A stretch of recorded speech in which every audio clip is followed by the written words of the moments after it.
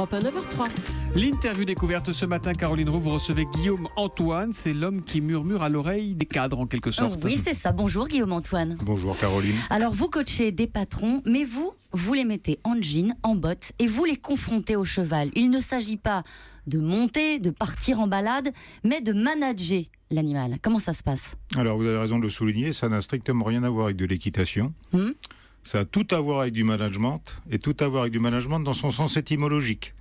C'est-à-dire que manager étymologiquement signifie créer des conditions préalables et favorables à établir une coopération durable. En bon français, ça veut dire des conditions de confiance partagée. Alors quand ils arrivent face au cheval, il n'y a plus de statut, il n'y a plus de galon, il n'y a plus de costume, il n'y a plus de cravate, il n'y a plus des codes de l'autorité. Qu'est-ce que vous attendez d'eux à ce moment-là ? Des patrons, en l'occurrence, des cadres. Alors c'est très simple. L'expérience, car c'en est une à laquelle je les convie, consiste à mettre un individu, ou à terme, à mettre des équipes, pour étudier d'autres choses, face à un cheval, à lui donner un certain nombre de directives, et quand on sait que les chevaux réagissent dans l'instant précis à la qualité de la relation qu'on met en œuvre, ça permet de tirer une cartographie du mode managérial spontané d'un individu. Et dans une cartographie, il y a ce qu'on appelle des aptitudes, et puis il y a ce qu'on appelle des axes de progression. C'est-à-dire qu'au moment où on va dire le patron, même si vous travaillez aussi avec des cadres d'une manière générale, le patron arrive face au cheval, le cheval réagit même s'il ne dit rien, Absolument. même s'il n'y a pas de... Pour une raison très simple, c'est que les chevaux, comme tous les animaux, comme nous-mêmes d'ailleurs, réagissons à une multitude de petits signaux qu'on appelle des signaux faibles, que nous émettons à notre insu. Les chevaux ont certainement plus d'acuité que nous pour les prendre en compte. Donc le simple fait d'être, c'est déjà un message. Le sujet, votre sujet, c'est l'autorité. Et c'est la façon de l'incarner. Alors c'est bien que vous le précisiez parce que c'est un mot qui fait peur à tout le monde dans notre société, l'autorité. Quand on sait elle aussi qu'elle a une étymologie latine qui signifie augmenter, on comprend que c'est un mécanisme qui a pour but d'augmenter. Donc avec le cheval, on travaille sur l'autorité pour et non pas sur l'autorité sur. C'est l'autorité constructive. Certains perdent leurs moyens, certains patrons qui se retrouvent face à l'animal perdent leurs moyens. Oui, ils peuvent quelquefois être, je vais employer l'expression à dessein, désarçonnés par un interlocuteur qui ne joue pas les codes habituellement connus, mais néanmoins sont quand même des gens qui savent affronter la nouveauté, et donc ils se révèlent, et en premier ils se révèlent à eux-mêmes d'ailleurs. Et quand ça se passe mal, comment vous le voyez ? Eh bien, quand quelqu'un ne sait pas exprimer correctement son autorité tombe dans l'autoritarisme, on va dire. Alors, excellent exemple. C'est très simple à mesurer puisque c'est le cheval qui le dit. Et c'est le comportement du cheval. Et qu'est-ce qu'il dit le cheval ? Une réponse. En général, il dit ça me va pas, ça peut pas le faire. Et comment ça se traduit ? Et il s'en va. Ah, il s'en fuit. va. Oui, tout à fait.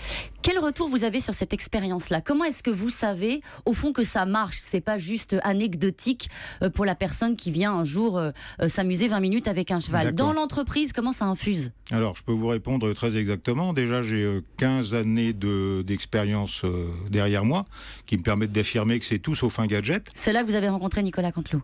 C'est avant, juste avant ça. Avant. Juste avant ça. Secondement, moi, je m'adresse à des très très grosses entreprises. Donc je pense que si ma démarche n'était pas crédible, il y a longtemps que ces gens-là auraient été voir ailleurs. Et puis, pour terminer là-dessus, le cheval a un mérite immense. C'est que c'est un gigantesque accélérateur et facilitateur de prise de conscience. Et les prises de conscience, c'est toujours le départ d'un mécanisme de changement. Guillaume Antoine, vous coachez des patrons grâce aux chevaux. Pourquoi ça pourrait pas se faire avec un autre animal ? Alors ça pourrait tout à fait s'envisager avec un autre animal, sous réserve qu'il soit lui aussi un herbivore et lui aussi un herbivore grégaire. Je vous explique très rapidement. Un herbivore, son souci premier, c'est de ne pas se faire bouffer. Donc il a une qualité, une exigence relationnelle qui est considérable. On le comprend bien. Et deuxièmement, une espèce grégaire, c'est une espèce dans laquelle l'individu et le groupe sont interdépendants. Et ça, c'est très très ressemblant à une entreprise. Vous avez été cavalier, vous avez été dans l'armée comme entraîneur de chevaux, vous avez dirigé des centres équestres. Quand est-ce que vous vous êtes rendu compte que l'équitation avait des vertus, on va dire, psychologiques ? Alors ma réponse risque de vous surprendre, pour autant elle était identique, du jour même où je suis monté sur un cheval. Et c'est pour ça que j'ai décidé de faire carrière un peu dans ce métier-là. Pourquoi ? Qu'est-ce qui s'est passé ? J'ai eu le sentiment que le cheval renvoyait en temps réel exactement ce que je mettais dans la relation que je lui proposais. Et finalement, cette idée, elle est née de ça, de toutes ces années de pratique professionnelle, d'entraînement, de coaching sportif et ainsi de suite. Merci beaucoup, Guillaume-Antoine. Je crois que c'est à moi de vous avec, remercier. avec des herbivores, on peut le faire avec les paresseux aussi. C'est génial, les paresseux, non? Vous voyez ce que... Pour faire du coaching. Oui. On serait Auquel tranquille, cas, il coaching faut parler beaucoup plus lentement. Merci d'être venu sur Europe 1 ce Merci. matin. Merci beaucoup, Caroline. À demain.